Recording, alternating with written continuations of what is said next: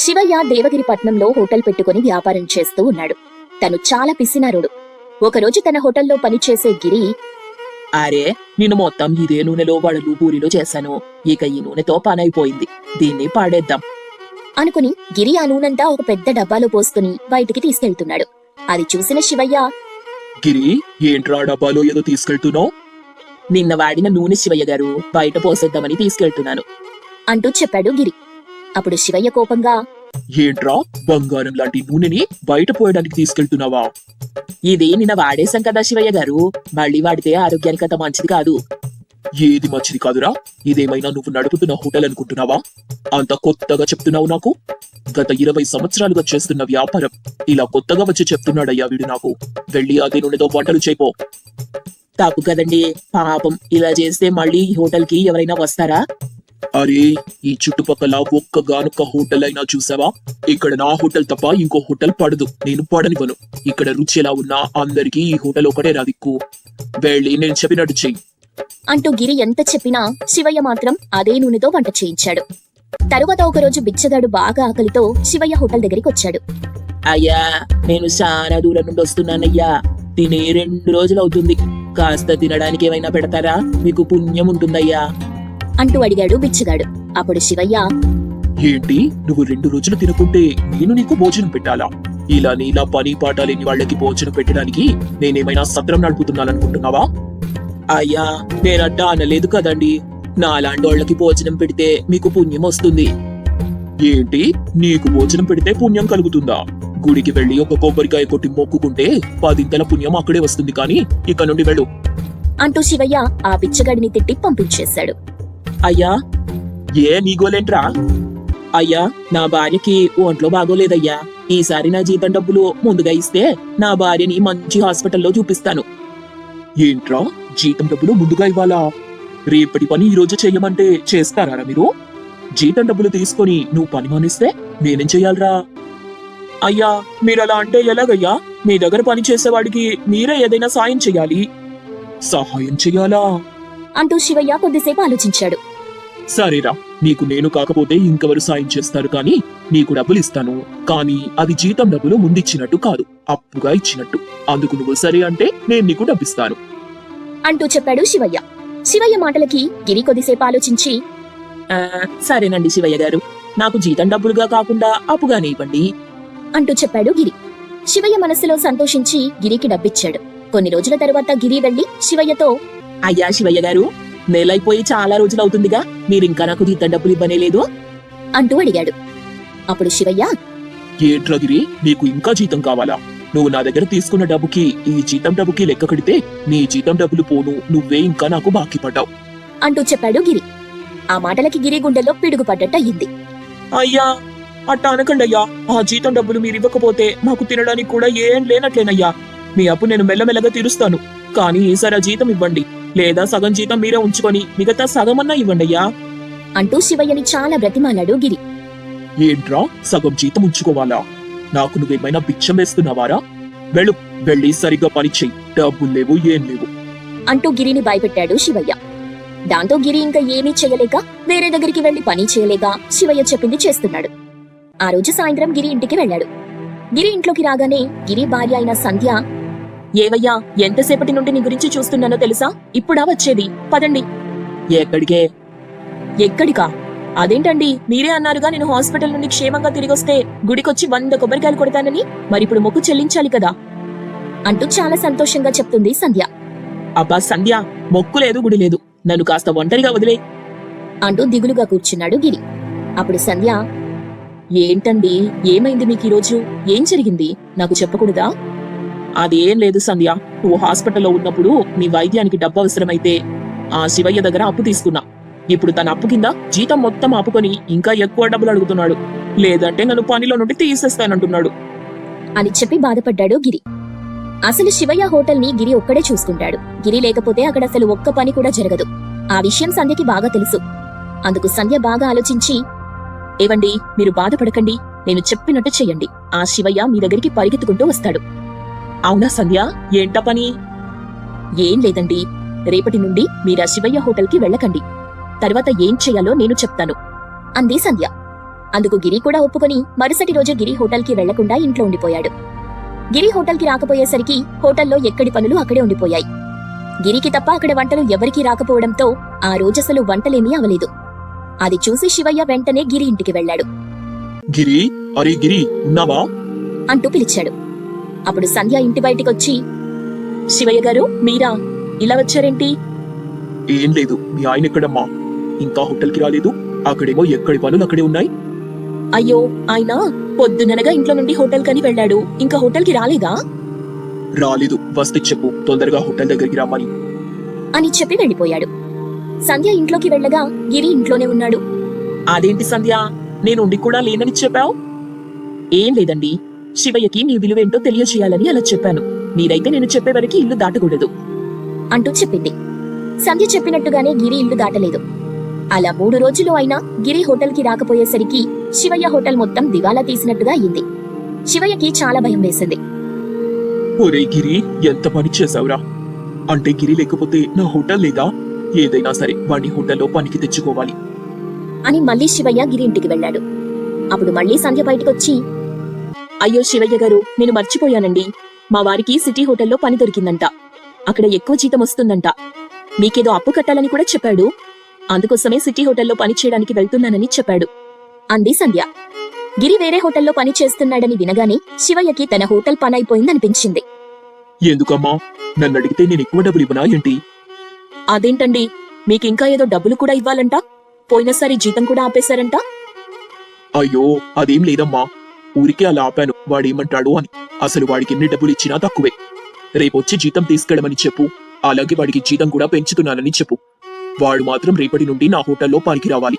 అప్పు కట్టేది కూడా ఏం లేదు అని చెప్పి వెళ్లిపోయాడు. సంధ్య అనుకున్న ప్లాన్ వర్కౌట్ అవడంతో తను కూడా చాలా సంతోషించింది. మరుసటి రోజు మళ్లీ గిరి శివయ్య దగ్గర పనిలో చేరాడు. ఏంటే, ఎప్పుడు చూసినా సోమరిపోతులా ఏ కష్టమూ లేకుండా సుఖంగా బ్రతకాలని ఆలోచిస్తూ ఉంటావేంటే? ఎప్పుడు చూసినా ఆ గది నుండి బయటకు రాదిది అని గదిలో చదువుకుంటున్న తన భార్య కావ్య పైన కేక వేశాడు సీను. అప్పుడు కావ్య తను చదివే పుస్తకాన్ని పక్కన పెట్టి సీను దగ్గరికొచ్చి, ఓ ఏంటండి అప్పటి నుండి మీ నస? చక్కగా చదువుకుంటూ ఉంటే ఏంటి మీ బాధ? నా బాధ ఏంటా? పొద్దున లేచినప్పటి నుండి పడుకునే వరకు పుస్తకాలని చదవడం తప్ప ఇంకేమైనా పనుందా నీకు? అసలు ఆ పుస్తకాల్లో ఏముందే అని అడిగాడు సీను. అప్పుడు కావ్య ఎంతో సంతోషంగా ఇలా చెప్పింది, మాయా ప్రపంచానికి దారండి. సీనుకి ఏమీ అర్థం కాక, మాయా ప్రపంచంలోకి దారా? అదసలు ఎక్కడుంది కావ్య? ఇంతవరకు దాన్ని ఎవ్వరూ చూడలేదు. మా అమ్మమ్మ చెప్పేది, ఆ మాయా ప్రపంచంలో ఎప్పుడూ సంతోషమే ఉంటుందంట. అసలు కష్టం అనేదే అక్కడ ఉండదని చెప్తారు. ఆ మాయా ప్రపంచానికి ఒక పెద్ద గేటుండి దానికి ఒక పెద్ద మాయా మంత్రగాడు కాపలాగా ఉంటాడు అని చెప్తూ ఉంది కావ్య. కావ్య, ఏంటి కథలో చెప్పిన దాన్ని నిజమని నమ్మి దాని దారి కోసం పుస్తకాలు చదువుతున్నావా? అయ్యో, అది కథ కాదండి, నిజం. ఆ మాయా ప్రపంచంలోకి చాలా మంది వెళ్లారంట కూడా. అలాంటి వాళ్లే ఈ పుస్తకాలు రాశారు. కావ్య, నా బుర్ర బద్దలవుతుంది. ఇంకా నువ్వు చెప్పింది చాలు గాని వెళ్ళి నాకు ఒక కాఫీ తీసుకురా. ఇదిగో చిటికెలో తీసుకొస్తాను అని వంటగదిలోకి వెళ్ళింది కావ్య. చాలాసేపు అయింది కానీ కావ్య ఇంకా కాఫీ తీసుకురాకపోవడంతో, ఏంటిది, ఎంతసేపు అయినా కూడా ఇంకా రాలేదు? కొంపతీసి మళ్ళీ మర్చిపోయిందా ఏంటి? అంతా నా కర్మ, నేనే వెళ్ళి కాఫీ చేసుకుంటాను అని అనుకుంటూ వంటగదిలోకి వెళ్ళాడు సీను. అక్కడ కావ్య ఆ మాయా ప్రపంచం పుస్తకం చదువుకుంటూ స్టవ్ పై పాలు పెట్టానన్న విషయం మర్చిపోయి తన లోకంలో తనుంది. పాలన్నీ పొంగిపోయి గిన్నె నల్లగా అయిపోయింది. అది చూసి సీను, కావ్య, ఏంటి కావ్య ఇది అని అరిచాడు. మాటలకి ఉలిక్కిపడి స్టవ్ పైన పెట్టిన పాలని చూసి, అయ్యయ్యో, ఇంతకు ముందే పెట్టానండి, అప్పుడే ఇలా పొంగిపోయాయి. కావ్య, నువ్వేం చేస్తున్నావో నీకైనా అర్థమవుతుందా? ఆ మాయ ప్రపంచం ముసుగులో పడి నువ్వు పిచ్చిదానిలా అవుతున్నావు. అయ్యో, నీకొకసారి చెప్తే అర్థం కాదు. ఇప్పుడే చదివానండి, అందులో ఎంతో సంపద కూడా ఉంటుందంట. ఆ సంపదని మనం చేజిక్కించుకుంటే మనకన్నా ధనవంతులు ఈ భూమి మీదే ఉండరంట. సీను ఇంకా కావ్యతో వాదించటం తన వల్ల కాక అక్కడి నుండి వెళ్లిపోయాడు. కావ్య మాత్రం ఎప్పుడు చూసినా కూడా ఆ పుస్తకాల్ని పట్టుకుని విడిచిపెట్టడం లేదు. ఒకరోజు రాత్రి కావ్య సీను ఇద్దరూ పడుకుని ఉన్నారు. మధ్యరాత్రి సీనుకి మెలకువ వచ్చి చూస్తే పక్కన కావ్య లేదు. కావ్య, కావ్య, ఎక్కడున్నావు కావ్య అంటూ ఇల్లంతా వెతికాడు.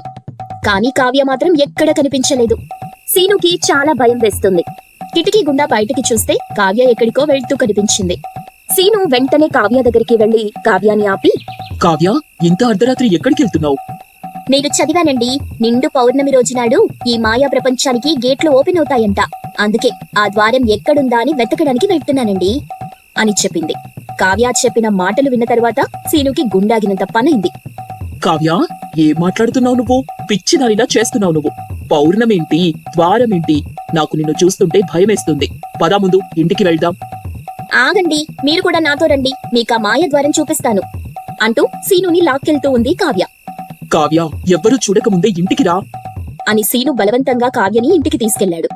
రోజు రోజుకి కావ్య పనులు మరీ మితిమిరిపోతున్నాయి. కావ్య మాయా ప్రపంచం ఉందని బలంగా నమ్ముతుంది. కానీ సీను మాత్రం నమ్మటం లేదు. రోజు కావ్య మాయా ప్రపంచం ద్వారం కోసం పుస్తకాల్లో ఉన్న అన్ని పనులు చేస్తుంది. ఒకరోజు కావ్య ఏకంగా ఇంట్లో ఒక పెద్ద ముగ్గు వేసి దాని మధ్యలో కూర్చుని ఉంది. అప్పుడే బయట నుండి ఇంటికొచ్చిన సీను అది చూసి భయపడిపోయి, అమ్మో కావ్య, ఏం చేస్తున్నావు? ఏంటిది అంటూ ముగ్గునంతా చెరిపేశాడు. ఏవండి, ఆగండి ఆగండి, అయ్యో అంటూ సీనుని కావ్య ఆపుతుంది. ఆ రోజు మొత్తం సీను మనసులో కావ్య గురించి పెద్ద ఆందోళన పట్టుకుంది. సీను కావ్యకి నచ్చచెప్పే ప్రయత్నం చేసినా కూడా కావ్య మాత్రం సీను మాటల్ని పెడచెవిన పెట్టేది. ఒకరోజు రాత్రి కావ్య మాయ ప్రపంచం గురించి కలలుగంటూ పడుకుంది. కావ్య కఠోర దీక్షకి మెచ్చి ఆ రోజు రాత్రి ఒక మాయా రూపంతో పెద్ద కర్ర పట్టుకుని ఒకతను ప్రత్యక్షమయ్యాడు. అమ్మా కావ్య, నిదురించింది చాలు, ఇక మేలుకో. కావ్య నిద్రలుండి లేచి, ఎవరు? కావ్య, నువ్వు ఎన్నో ఏళ్ల నుండి కష్టపడుతూ ఉన్నావు కదా, ఈ రోజు నీకు ఆ మాయా ప్రపంచానికి అనుమతి దొరికింది అంటూ చెప్పాడు. ఆ మాటలకి కావ్య సంతోషంలో తేలియాడుతుంది. పక్కన చూస్తే సీను గాఢ నిద్రలో ఉన్నాడు. అవునా, ఇన్నాళ్లకి నా కోరిక నెరవేర్చడానికి వచ్చారా? అవును కావ్య అంటూ కావ్య తలపై కర్ర పెట్టాడు. కావ్య స్పృహ తప్పి పడిపోయింది. తరువాత కావ్య కళ్ళు తెరిచి చూడగా ఆ ప్రదేశమంతా పొగతో, పచ్చని చెట్ల మధ్య, పక్షుల మధ్య ఎంతో అందంగా ఉంది. కావ్య ఆ ప్రదేశాన్ని చూసి, అబ్బా, ఈ ప్రదేశం ఎంత బాగుందో. ఇక నుండి నీ నివాసం ఇక్కడే. నువ్విక సంతోషంగా ఇక్కడే ఉండు. ఇక నుండి నీకు ఆ మానవులకి ఎటువంటి సంబంధము లేదు అని చెప్పి ఆ పొగలో మాయమైపోయాడు. కావ్య ఎంతో ఆనందంగా ఆ ప్రదేశం మొత్తం తిరుగుతూ ఉంది. అక్కడ చాలా మంది తనలాగే సంతోషంగా ఉన్నారు. అబ్బా, ఆకలిగా ఉందే, ఏదైనా తినడానికుంటే బాగుండు అని కావ్య అనుకునే లోపే తన వద్దకి పంచభక్ష పరమాన్నాలొచ్చేశాయి. అబ్బా, ఎన్ని రకరకాల వంటలో అంటూ అన్ని ఊరించి మరీ తింది. అలా కొన్ని రోజులు తినటం, పడుకోవటం ఇంతే ఉంది. కావ్యకి సీను గుర్తొస్తూ ఉన్నాడు. అబ్బా, రోజు ఇక్కడ ఇంతేనా, ఇంకా వేరే ఏమీ ఉండవా? అసలు మా ఆయన ఏం చేస్తున్నాడో ఏంటో అని అనుకుంటూ ఉండగా మళ్ళీ కావ్య ముందు ఆ మాయా రూపం వచ్చి, కావ్య, నీకు ఇంకా ఏమైనా కావాలా? ఏదో తలచుకున్నట్టుగా ఉన్నావు. అవును, మా ఆయన్ని కూడా ఇక్కడికి తీసుకురాగలరా? అది కుదరదు కావ్య, ఇక్కడికి రావాలంటే నీలా ఎంతో దీక్ష పాటించాలి అని చెప్పి మళ్ళీ మాయమైపోయాడు. కావ్య చాలా నిరుత్సాహపడింది. కావ్య ముందు ఎంతో బంగారం ఉంది. అబ్బా, ఎంత బంగారం అంటూ అంతా మెడలో వేసుకుంది.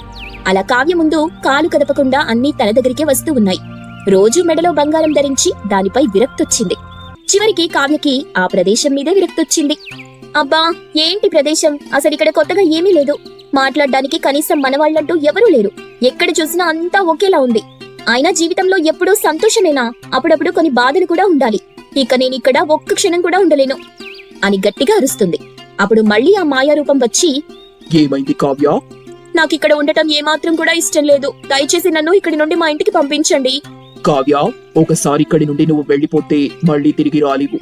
అసలు ఇది మనుషులుండే ప్రదేశమేనా? నాకు ఈ ప్రదేశం నుండి విముక్తి కావాలి తధాస్తు అని కర్రని కావ్య తలపై పెట్టాడు. తను స్పృహ తప్పి పడిపోయింది. ఆ తరువాత రోజు సీను తన మిత్రుడైన గిరి దగ్గరికి వెళ్ళాడు. గిరి, కావ్యని మార్చడానికి నాకు సాయం చేసినందుకు నీకు ఎంతో రుణపడుంటాన్రా. ఆ మాయ ప్రపంచం సృష్టించి తనని ఆ మాయ నుండి బయటికి తీసుకురావడంలో